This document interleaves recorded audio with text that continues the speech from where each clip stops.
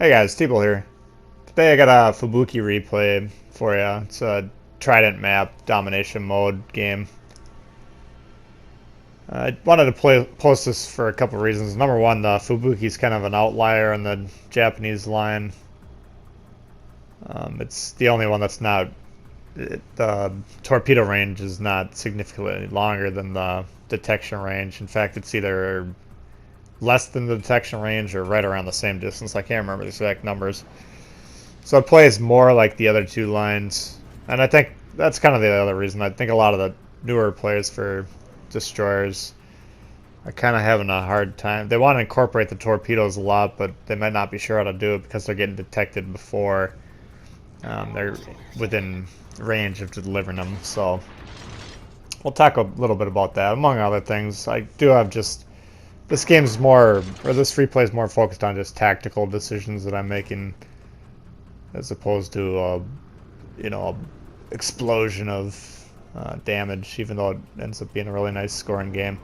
So here, if you watch my destroyer replays, we're attempting to take the cap right off, or one of the caps off the bat. It's always a strong play for a destroyer. You got the speed, you got the concealment, so you can get into this position. If no one's going to challenge you, like in this instance, no one's really pushing me, then I'm just going to sit here and take the cap.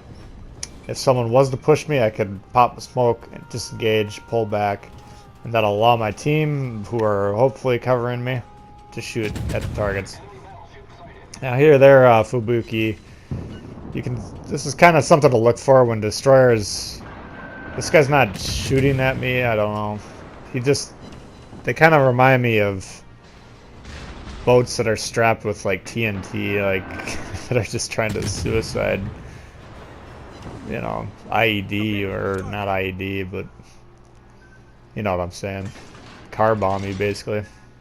And again, here's a nice example of turning into the torpedoes if you're still learning the game. Just turn into the torpedoes when you know they're coming, and that'll give you the best bet. But here, this is one of the things I want to highlight is smoke. Alright, we've been playing the game for a couple weeks now.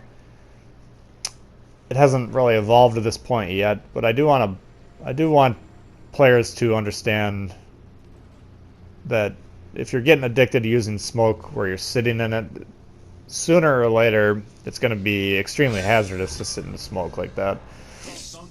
Now that guy, he beached himself and he was backing up, and I don't know exactly what he was doing once I lost sight of him.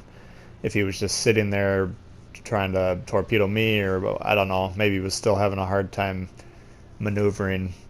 But let's just say he was using the smoke for cover, and he's just like, oh, I'll just sit here for a couple minutes because out of sight, out of mind. That as the player base gets more and more experienced, if you pop smoke and you're going to sit in it, eventually you're going to have 2, 3, 4 guys torpedoing you.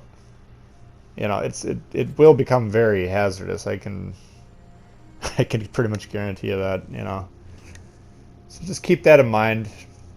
It doesn't make sitting in smoke and shooting a bad play, or just using it for pure stealth purposes. I'm not trying to discourage you from doing that. I'm just saying you need to be prepared for the evolving tactics which are coming. I think smoke's primary use as the game evolves will be to disengage. So let's say you're moving your destroyer into a position and then the enemy spots you and you weren't expecting it or whatever, and now you have multiple guns that can shoot at you. Popping the smoke, turning around, getting out of there, that I think is going to be what you should kind of eventually be expected to use smoke for. Now here we've been stalking this New Mexico, okay, and if you're going to try and torpedo guys on a ship that has a range at or below the detection range, you need to get ships that are coming towards you, okay? And using cover like this, you want to stay undetected if possible. Alright, you'll see we'll get the torpedoes in the water there, and I'm doing everything I can to make sure he doesn't spot me. Because a ship that spots a destroyer that's close to them is, assuming it's not the second or third game they've ever played, they're going to know that you're put torpedoes in the water, and they're going to do something, whatever they can think of to do, to avoid those torpedoes. Alright. So we get a couple hits there. No flood caused. He wasn't engaged with anyone or anything, so he could have repaired the flood even if we hit it, but we did get 2 nice shots on the guy, okay? And that's because he didn't know I was there. Luckily that plane didn't spot me. That was a little bit of luck. He did deploy that. I don't know if he deployed it suspecting that I or someone else was in the area, or he was just being cautious or whatever. Unfortunately for him, that plane didn't spot me. But again, we were doing everything we could to not get detected, because ships that get detected are going to alter their course, and these slow meandering Japanese torpedoes that the ship has they're going to miss. All right. Now I can tell he's moving really slow in the water. Something I do when I'm aiming torpedoes is I want to switch back and forth quickly between that ship's indicator, the line that is primarily used to aim torpedoes, and I want to switch to my gun to see if it looks like he's turning, checking the smokestacks to see what kind of speed he's got. You know, all that. And you can use the numbers on top of the torpedo aim indicator and all that.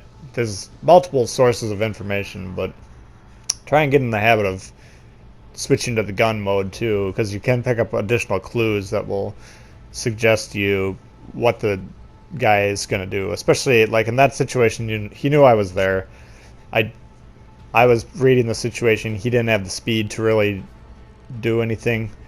My initial thought, if he was full speed, was put 1 salvo down on where he was heading and then give him about 10 seconds and see how he responded as I continued to close in, and then put the coup de grace salvo in after that. But luckily for me, unfortunately for him, he was just moving too slow.